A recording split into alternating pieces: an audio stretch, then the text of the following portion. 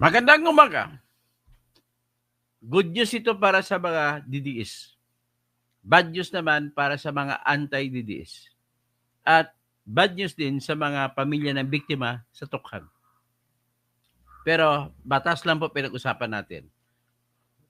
Kumakampi ako sa batas kung what is batas. Okay? So, number 1, bakit good news? Yung nilabas ng Supreme Court na batas para sa pag-extradite, pag-aresto sa mga tao sa Pilipinas na dadalhin sa ibang bansa o sa ICC ay hindi na pwede mangyari yung ginawa kay Duterte na dire-diretso. Kahit pa may Interpol diyan, kagaguhan yung Interpol na yan. Kaya pagpalit ng administrasyon, pasensyahan na po, mga kaibigan ko rin naman yan, makukulong ng habang buhay si Boying Rimulya as the first ombudsman na makulong ng habang buhay sa kasalanang kidnapping. Makukulong din habang buhay si John Vic Rimulya na kanyang kapatid. Anyway, magtungit sila sa loob ng bilangguan. Makulong din ng habang buhay si Eduardo Anyo na dating kakampi ni Duterte at nakipagkutsaba sa pagdala kay Duterte doon sa diheg. At makukulong din habang buhay si Secretary Gibo Teodoro na pinakaunang Defense Secretary mangyayari na makukulong kasama si Anyo habang buhay dahil sa pagkipagkutsaba sa pagdala kay Duterte sa diheg. Alam mo yung dalawa, yung mga kwanito, mga traidor, lahat, pati Rimulya. Dati ko yung si Duterte nandyan, Duterte sila lahat. Ngayon, wala na si Duterte. Ano pa? O, di ba, isa pa dyan. Yung sino ba yung kunwaring Interpol, ay masama rin siya. Si General Torre, pang-anim. Ang kababayan ko pa naman. Yan ay mangyayari lamang yan kung mananalo si Sara sa 2028 presidential election at ipapakulong niya lahat bang yan. Kasi ang sistema sa Pilipinas, kapag kakampi mo ang presidente, hindi ka nakukulong. Ganun lang po. E paano kung darating itatadhana na mananalo si Sara? Pasensyahan. Magsisitakbuhan ng mga yan. Si Boying, hindi mo na kailangan pa-resignin yan. Tatakbo ka agad yan. Yan ang nakikita ko dyan. Okay. Sandali ah. Okay. So ngayon, anong mangyari? Dahil nga, inutos na ng Supreme Court sa rules on extradition na lahat ay daan muna sa Department of Justice Secretary. At ang lahat ng request galing sa labas, dadaan sa Department of Foreign Affairs. Tapos dadaan sa Department of Justice. Ibibigay niya sa Department of Justice. Ang Department of Justice naman, ang obligasyon ay magsampa ng petisyon sa kaukulang korte kung ano ang korte nakakasakop na para magpapa-extradite. So baka kung sundin natin ang mga panuntunan ng procedure na mag-a-apply kahit retroactively kasi procedure lang naman ito, ay dapat sana ang ginawa ni Rimulya, nung natanggap nila yung warrant of arrest from Interpol, ay gagawin ni Rimulya, mag-utos siya ng isa sa mga fiscal o state prosecutor sa Department of Justice. Magsampa siya ng petition for extradition of Duterte to The Hague. The Hague, sa ICC. At isampa nila sa Manila, RTC o kung saan man gusto nila gagawin. So, pagkasampa, pwede sa Pasay kasi sa Pasay nila hinuli. So, pwede lang hulihin, tapos, i-detain muna nila si Duterte dito sa Pilipinas. Tapos, kung gusto nila, antayin nila muna ang desisyon ng korte bago ipalipad si Duterte. Yung korte natin ha, hindi yung korte na ICC. So, kasunod niyan, kung desisyon ng korte natin ay dapat ilipad si Duterte, saka na lamang nila ipalipad. At dahil sa hindi nila ginawa yan, makukulong ng habang buhay si Rimulya, John Vic, si Rimulya, Boying, si Nicolas Torre, si kasama pa dyan nata yung hepe no ng PNP chief, si Marbil, makasama siya. Tapos si Eduardo Anyo, pang-5. Tapos si Gibo Teodoro, pang-6. Yan. Mangyayari lamang yan kung si Sara na ang presidente. Pero sa ngayon, hindi mangyari yan. So ngayon, dahil susundin natin ang nilabas ng Supreme Court na batas sa pag-extradite. Sa batas ng pag-extradite, hindi mo pwede hulihin ang tao na walang warrant of arrest galing sa Pilipinas. Hindi pwede gagamitin ang Interpol na warrant of arrest para hulihin mo kahit sino rito. Ganun lang kasimple. Kagaya ng ginawa ng Amerika, nag-file ng request sa Department of Justice natin na magsampa ng petition for extradition sa Manila Court laban kay Kibuloy.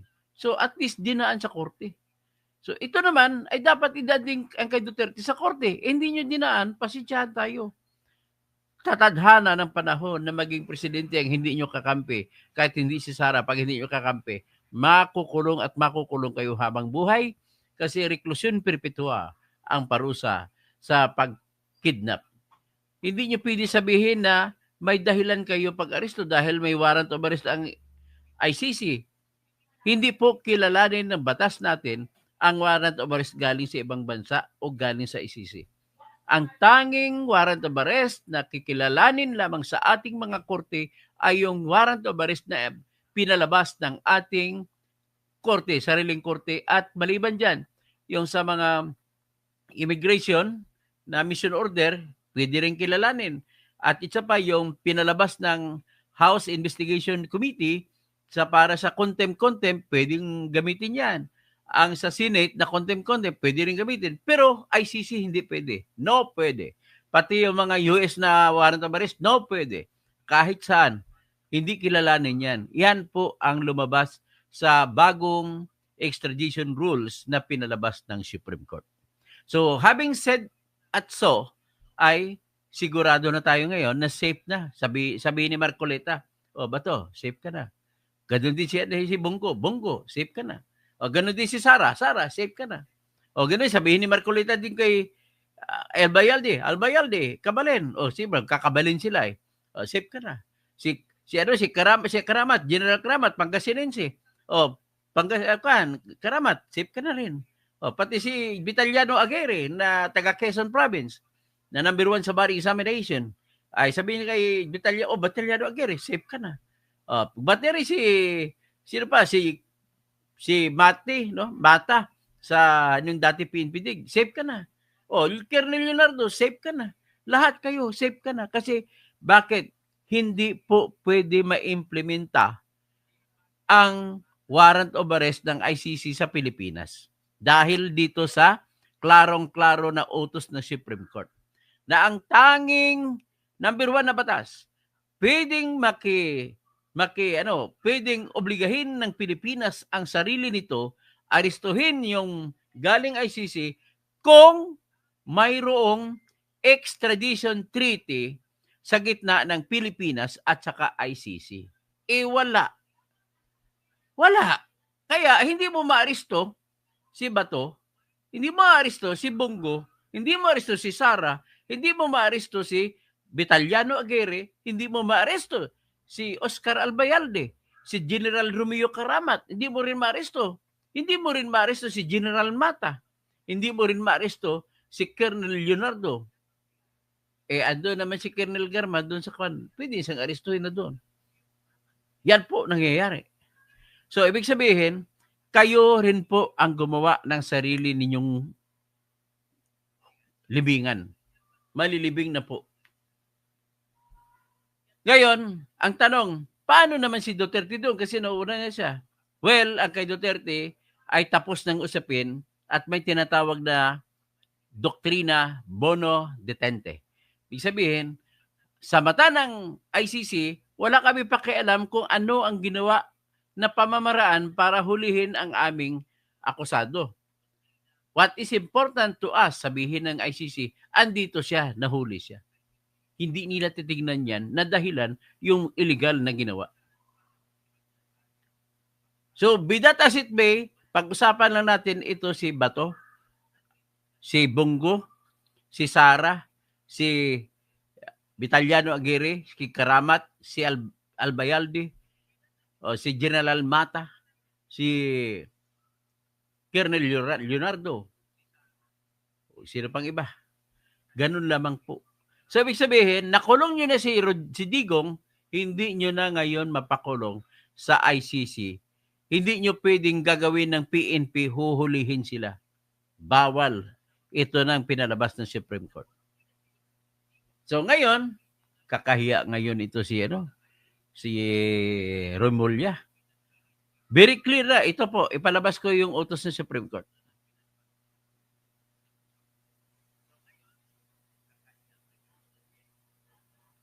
Ito. Yan. Supreme Court. Administrative Matter number 220329 EC. O yan. So, kailan nila pinirmahan ito? April 8, 2025 ang eksaktong resolution. Pero ngayon lang ipinalabas. Pirmado ng lahat ng justice. Sino bang pumirma dito? Gismondo, Leonen.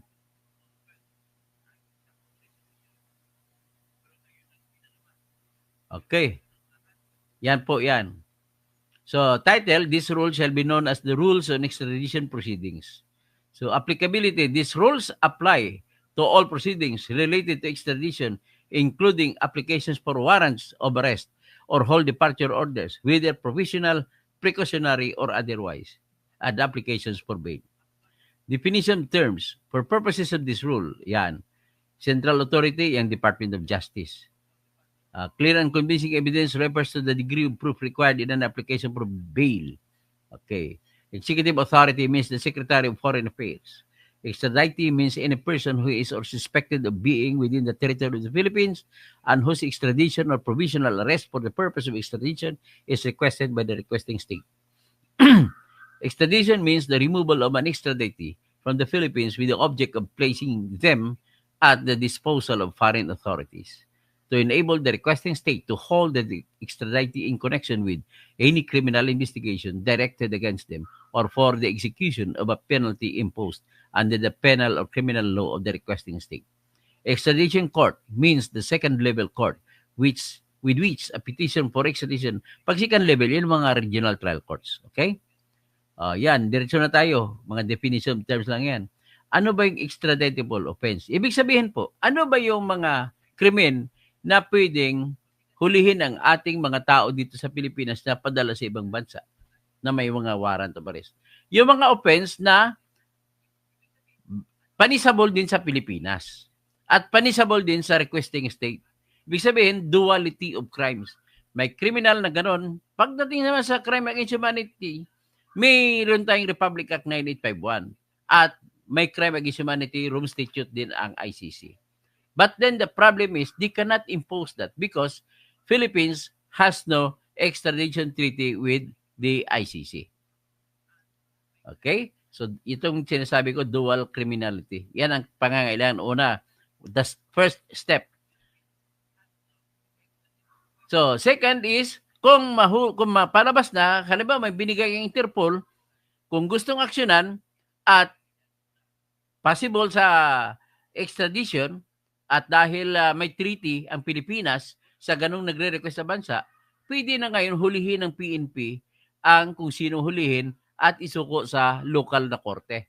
At ang lokal na korte na ang magproseso. Hindi pwede pong direkta. Okay? Yan lamang po. Yan.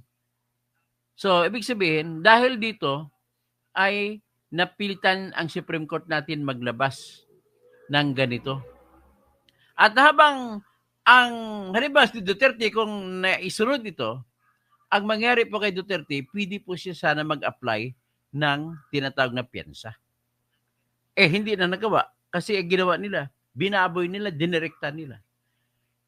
Kung titingnan mo ang batas ng Rome Statute, sa Article 59 mismo nagsasabi, paragraph 1, na pag mahuli nyo si Duterte, dalhin nyo sa sarili nyong korte. Hindi ginawa. Ang ginawa naman ni nag-usurp pa ng authority.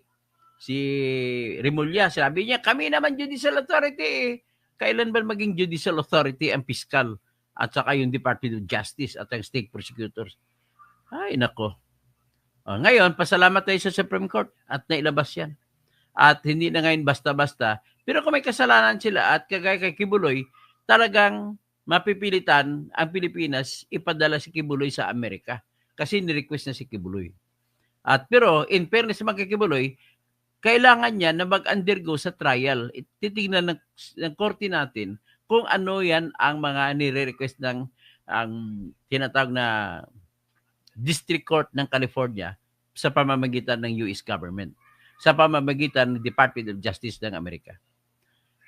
Sige, mag-ano na tayo, out na tayo ha, hanggang dyan naman po. Tapos, si Fernie Pinto, magandang umaga. Mel NSG, good morning, Gina Toto Tirador. Salamat sa matyaga mong pagpapaliwanag sa batas. Helen Baguio, good morning po. Senior Toto Housing, maagang lesson. Rafi Tolfo alias Pulandit. Sir, Anyo, ikulong na yan. Kasama si Eduardo Anyo. Lorena Noquera, tagam sila. Mel NSJ, Singapore, sana mapaparusahan ang mga taong nagpapadala kay PRRD kung may kasalanan man siya dapat sa Pilipinas. Dito na siya kasuhan. Okay? Ern Luta, si Romualdez, Bernard Magtibay, tapos Robert Celestino, nonsense talk about it kaya Canada. Ito naman ang kontra ko naman, Robert Celestino. Bahala ka na, pagbigyan na kita kung anong sabihin mo laban sa akin. Okay na, basta masabi ko lang is, hindi mo alam ang sinasabi mo, kaya pasensya na lang kita. Wala ka pong alam sa batas. Okay? Helen Baguio, salamat po sa palipad.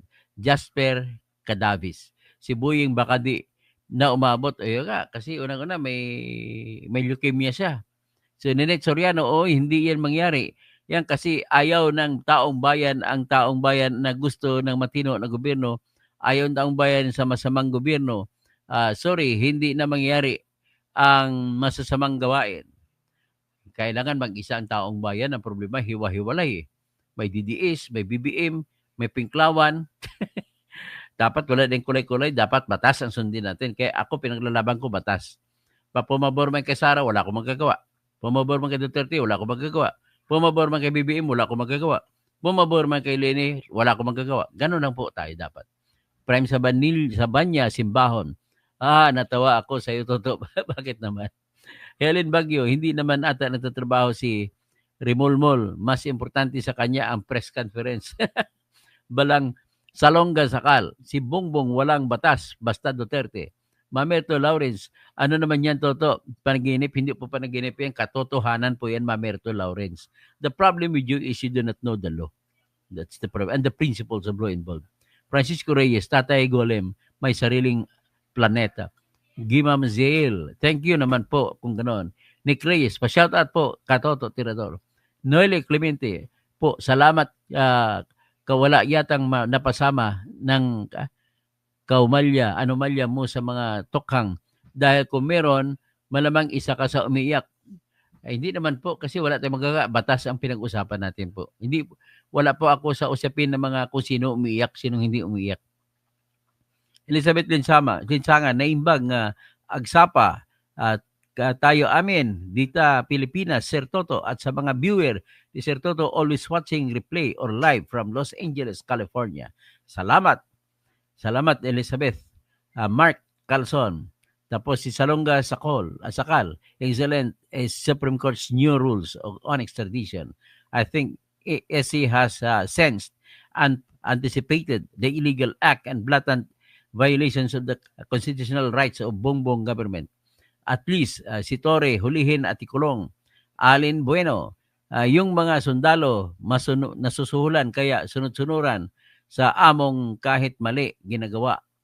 Okay, Renato Oracion, Sir Toto, ganon ba talaga ang batas? Sa ICC, wala kasi kulang na.